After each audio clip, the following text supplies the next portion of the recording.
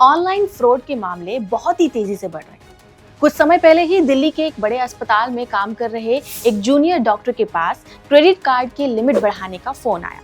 उन्होंने बातचीत की और इसी बीच उनसे अचानक 2 लाख रुपए का ट्रांजैक्शन हो गया और लिमिट बढ़ी भी नहीं।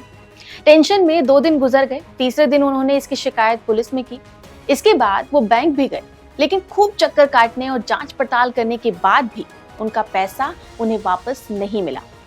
जबकि दूसरे केस में इन्हीं डॉक्टर के एक नजदीकी के पास एक फोन आया और अकाउंट से 50,000 रुपए उड़ गए। उन्होंने उसी दिन बैंक में और पुलिस में दोनों जगह शिकायत की और कुछ दिनों में उनका पूरा पैसा वापस मिल गया। अब सवाल उठता है कि आखिर ऐसा क्यों हुआ? ऑनलाइन फ्रॉड तो दोनों के साथ हुआ, फिर एक को पूरा पैसा मिल गया और दूसरे को नहीं, ऐसा क्यों? आप भी कंफ्यूज हो रहे हैं ना? आइए आपके इस सवाल का जवाब हम इस वीडियो में एक्सप्लेन करते हैं।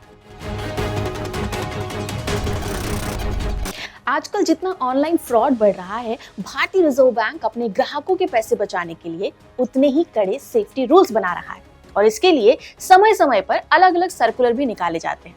यानी अगर आपके साथ कोई भी फ्रॉड होता है तो आपको पैसा मिल सकता है, लेकिन आपको आरबीआई की इन शर्तों के बारे में जानकारी होना बहुत जरूरी है। तो आखिर क्या है वो शर्तें, आपको इसके बारे में बताते हैं। आरबीआई के अनुसार अगर किसी जानकारी के अभाव में बैंक की कमी या किसी और तरीके से फ्रॉड हो जाता है, फिर वह चाहे फोन से हो, नेट बैंकिंग से हो, डेबिट कार्ड, क्रेडिट कार्ड से हो या ऑनलाइन पेमेंट गेटवे से हो, तो ऐसी सिचुएशन में कंप्लेन करने के बाद पैसा मिल सकता है। इसके अलावा अगर किसी थर्ड पार्टी ब्रीच के चलते, सिस्टम के चलते अकाउंट से पैसा उड़ जाता है, जिसमें ना बैंक की और ना ही कस्टमर की गलती है, तो भी पैसा वापस मिल सकता है। हालांकि आरबीआई ने अपनी इन गाइडलाइंस में ये साफ तौर पे कहा है कि अगर किसी के साथ फ्रॉड होता है तो घटना के 3 दिन के अंदर इसकी जानकारी बैंक को रिटर्न में देनी होगी और अगर कस्टमर 4 से 7 दिन के अंदर बैंक को सूचित करता है तो भी कुछ पॉसिबिलिटी रहती है कि पैसा रिफंड हो सके, लेकिन उसके लिए भी कोई लिमिटेशन है, क्योंकि इसके बाद इंफॉर्मेशन देने पर बैंक बोर्ड की जो भी पॉलिसी होती है उसके अकॉर्डिंग ही एक्शन लिया जाता है। हालांकि कई बार ऐसा भी देखा गया है कि भले ही आरबीआई की ये गाइडलाइंस है, लेकिन कई बार कुछ बैंक्स इन्हें मानने से मना कर देते हैं या आनाकानी करते हैं और एक फिक्स टाइम निकल जाने के बाद कस्टमर को उसका पैसा वापस नहीं मिल पाता। ऐसे में कुछ एक्सपर्ट्स की सलाह है कि ऑनलाइन फ्रॉड के बाद सिर्फ बैंक को सूचित करने से काम नहीं चलता है। आपके लिए इसका पूरा प्रोसेस जानना बहुत जरूरी है। अगर आपको पैसा वापस चाहिए तो आपको ये 3 चीजें सबसे पहले करनी चाहिए। नंबर 1, ऑनलाइन फ्रॉड होने पर उसी दिन सबसे पहले नजदीकी पुलिस स्टेशन में फ्रॉड की रिटन कंप्लेंट करें। अगर एफआईआर हो तो ठीक है, नहीं तो जो भी शिकायत की है उसकी रिसीविंग जरूर ले लें। नंबर 2, फ्रॉड वाले दिन ही या अगले दिन कोशिश करें कि पुलिस की रिसीविंग को लेकर अपने बैंक में जाएं, वहां फ्रॉड की एप्लीकेशन लिखें और पुलिस की रिसीविंग को जोड़कर जमा कर दें।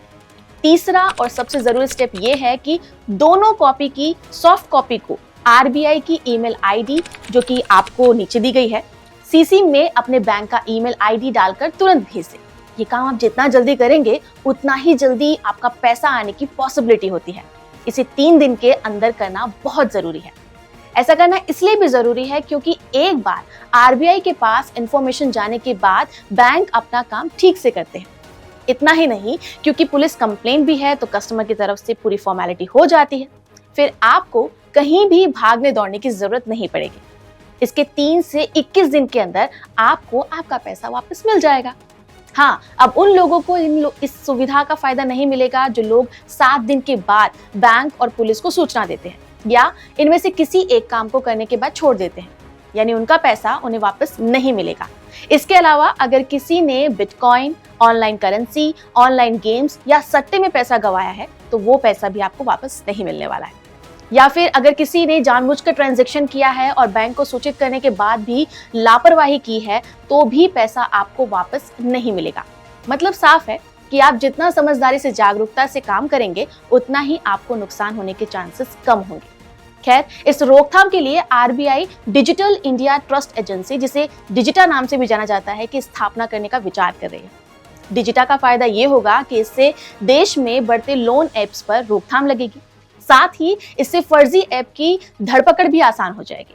इसके अलावा गूगल प्ले स्टोर पर भी ऐसी ऐप नहीं दिखेंगी जो लोगों के साथ ऑनलाइन फ्रॉड करके उन्हें चपत लगा देती है।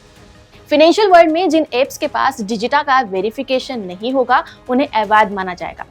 साथ ही प्लानिंग ये भी है कि अगर कंपनियों को फाइनेंशियल सेक्टर में काम करना है तो उन्हें डिजिटा से अपने ऐप की वेरिफिकेशन करवाना जरूरी होगा।